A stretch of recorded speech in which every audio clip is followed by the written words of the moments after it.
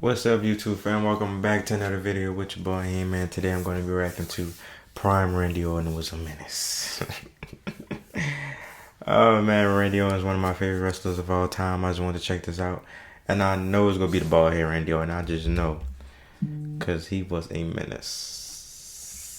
I think a lot of people, including myself, have forgotten how much of a menace to society Randy Orton was in his prime. Yo, Randy Orton in his prime in the 2000s was more I fuck with Randy Orton, man. Bad. He was more than just a villain. He was straight up mental. He was a psychopath. He was a savage. Randy's character was straight up insane, and it was legendary. Randy at first just started off as a regular blue chip prospect, and you would have never ever expected that this kid right here would end up becoming the menace that he ended up becoming. Yo, at first he was just a young kid in Evolution doing the dirty work and helping Triple H bury the Raw roster one step at a time, but eventually he was doing some of the most insane things we've ever seen in wrestling. It all started when he was 23 years old. Randy Orton became the legend killer, and this man would just simply go around and beat up legends. These poor old men who could barely move half the time, broken hips and bones, you name it. It didn't matter. He would RKO these men. He would kick them downstairs, spit in their face, and oh my bad, it wasn't even just men. Even 80-year-old fabulous Moolah caught it.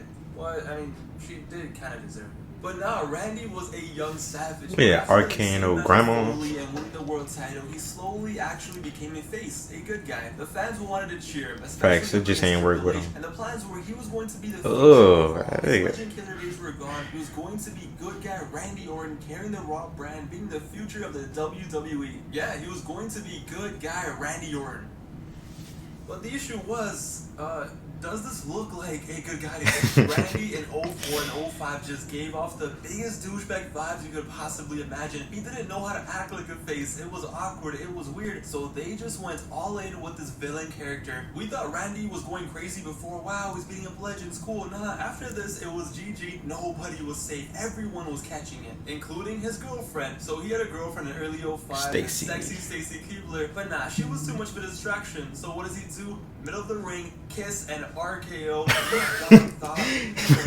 I'm a man of God. Hey, Jake the Snake looked at him. It doesn't matter. I fuck with that nigga. Feud that drove him to insanity. It was this feud right here that made Randy into the monster that we all know him as. So Randy couldn't beat the Undertaker at WrestleMania, right? Boo hoo, it's fine, Randy, it's all good. Nah, Randy doesn't go down like that. So what does Randy do in the months after that? Alright, so first, let me interfere and cost you a WWE title match. Okay, let me put a dummy that looks like you in a casket to trip you out. But you know what? That's not enough. Let me actually put you in the casket and then set it on fire. And then basically dance on your grave. Randy lost one match at WrestleMania to the Undertaker, and he made his personal vendetta to smoke on that Undertaker pack. And when he got it, he's supposed to be dead, bro. Okay, Undertaker, you're gonna keep coming back from the dead. It's fine, no worries. What does this man do on the Eddie Guerrero SmackDown tribute episode? They have Eddie Guerrero's lowrider out there to pay respect to Eddie. What this psychopath? He takes the Undertaker, places him on the back of the lowrider, and yes, Eddie had just died a few days before this. He gets in the lowrider and reverses that thing back into the SmackDown stage, causing the Undertaker and the car to blow up. And that wasn't the last time poor Eddie Guerrero was getting clapped in his grave. A few months later, after Eddie's best friend Rey Mysterio... He wrong for this, though. Rey won for Eddie. He pulled off a miracle. What does Randy say to Rey in the middle of the ring while Rey is looking to the heavens, looking at Eddie? Eddie's down there! In hell! This man had officially lost it. And how can we forget about the tag team of the Rey crowd, bro? Hold on, let me go back, y'all. Eddie's down there! In hell! This man had officially lost it. And how can we forget about the tag team of Raiden RKO? This was a tag team match made in hell. You take Edge, that slimy, disgusting piece of shit. And then you take Randy Orton, the man with no morals, no respect, and together, they were straight up animals. But after all those shenanigans in 04, 05, 06, 07 was the year where Randy Orton changed once again. And this time, he went from the legend killer to the Viper. And no, don't worry, it's fine. He still killed legends. You know, he beat up Sergeant Slaughter, Jerry the King Lawler, you know, that punk kid was taking niggas out. And then proceeded to beat his ass on pay-per-view. Don't worry, he still did that. But when he became the Viper, that's when he introduced a new finisher to his arsenal. And ladies and gentlemen, this is one of the most vicious finishers of all time. This was a move that every single kid who was watching at the time wanted to do so bad, but they were always scared that they were probably gonna kill their friend if they did it. This was the move that simply meant lights out. There was no kicking out of this, the punt. Randy Orton's punt kick was on another level. This move was actually scary, okay? When he used to hit someone with this, you thought they were dead, bro. What a move. Normal wrestlers had like normal He need moves, him. like standard wrestling moves. Randy was like, nah, I'm gonna just start kicking mother conductors in the head. What are you gonna do about it?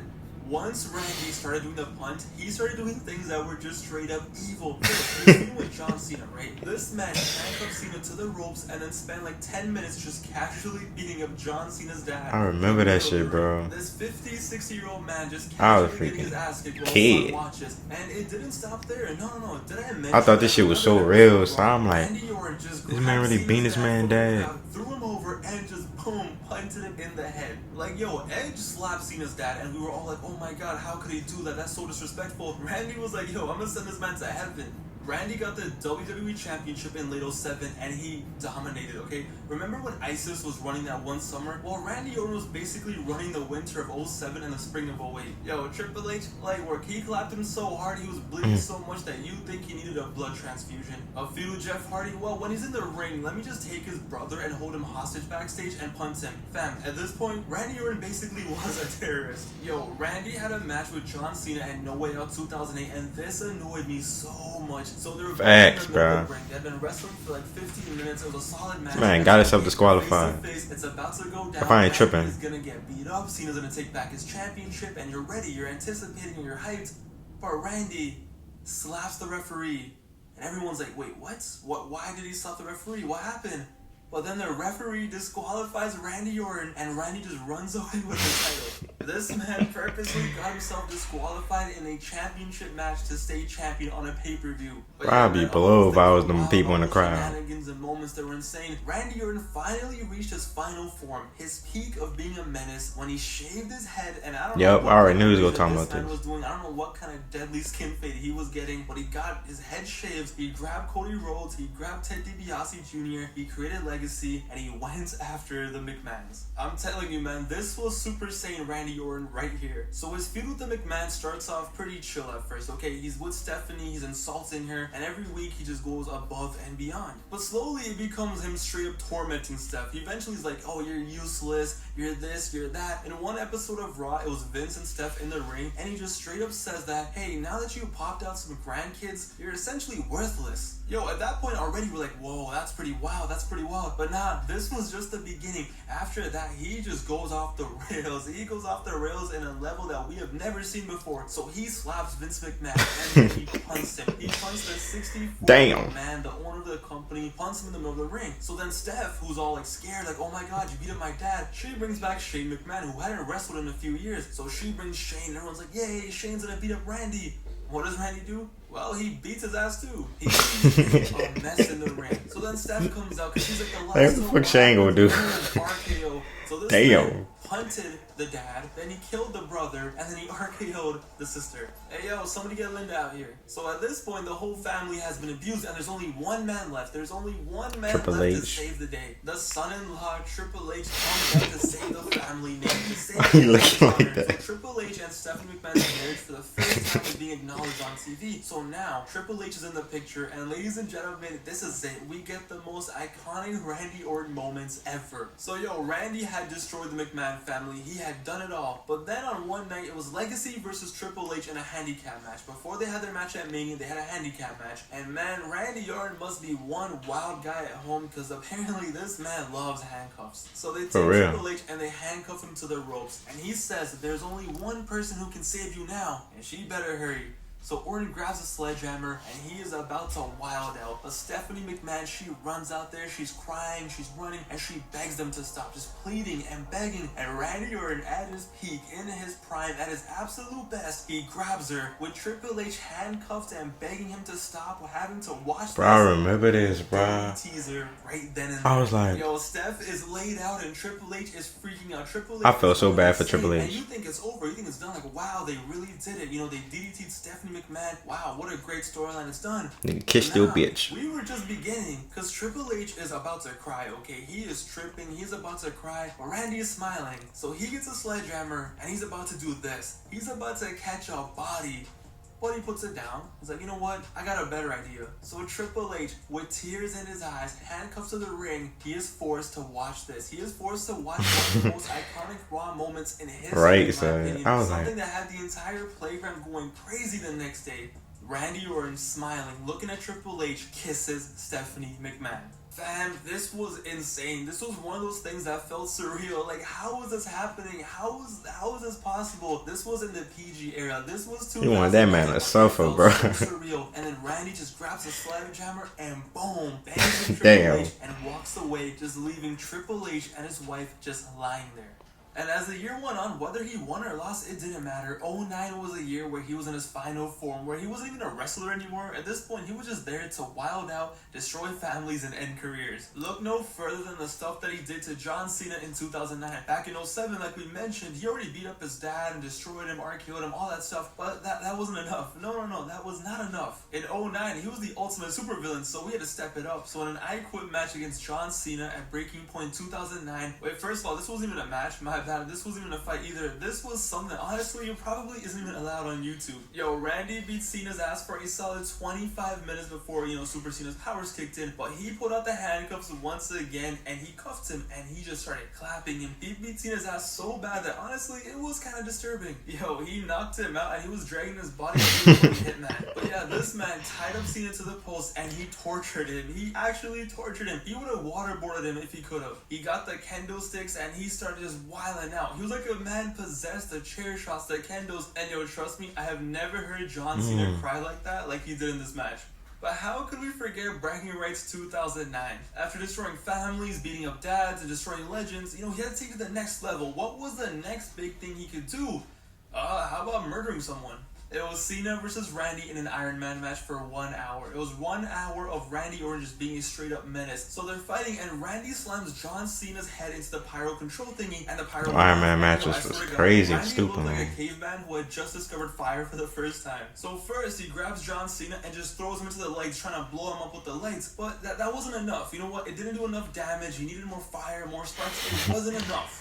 And it's like, yo, why stop there? Randy really wanted to be on the FBI's most wanted list. So Cena is literally crawling away for his life. He's trying to crawl away from this monster. He's trying to get away, and he ends up on the stage. So Randy sees that Cena is on the stage, and he goes to the pyro control thingy once again, and this man starts spamming the buttons like a kid playing Nintendo for the first time. He's just button mashing like his life depends on it, and the fireworks just go off. You thought Kane was gonna come out and pew, pew, pew. Randy Orton tried blowing up John Cena with fireworks in front of 20,000 people. On live television. Officer, this guy right here. Nah, man, it's crazy. Just look at him in 2002. This guy right here, look at his face. That's still my nigga, man. Some way, this kid who looks like the most average 2002 American Eagle model you could possibly imagine went on to become a supervillain for the ages. Ladies and gentlemen, without a doubt, I present to you a bona fide, certified menace to society, Randy Orton. Wow. After this, Randy Orton's career went on and he did his thing, okay? Every now and then he would tweak and do something crazy, such as burning down... I miss Randy Orton, man. He had to come back, bro. Daniel Bryan. But man, this run right here, from 2004 until 2009, this was unprecedented. Randy pushed the limits of what a heel was, okay? They did everything and anything they could possibly think of Randy Orton to do. Yo, I'm gonna be honest, we will never ever see a character go to that level ever again. Randy Orton did it all, and I'm so happy that I grew up in this era that I was able to watch prime Randy Orton at his absolute best just cause mayhem and destruction and be the biggest savage you could possibly imagine. Randy Orton in his prime is like a top 3 heel. I don't care what anyone says. Facts. As a heel, as the man doing horror. He might be the greatest heel of all time, bro. Prime, top 3 all time. I don't care. Yo, in the comments below, leave your favorite Randy Orton savage moments, whether it's a quote, a match, anything, it doesn't matter. Let's give prime Randy Orton some of his flowers. Thank you guys so much for watching this video. I had a lot of fun making it and reminiscing and just thinking about all the crazy stuff that Randy Orton's character used to do. It was really fun. I hope you guys enjoyed. It's your boy Pav, aka Wrestling. So I'm out of here. Facts. That video was crazy, man. Randy Orton, one of my favorite wrestlers of all time, and one of my favorite heels of all time. But all that said, give this video a like, comment, and subscribe for your boy Heem. I'll see you on the next one. Peace.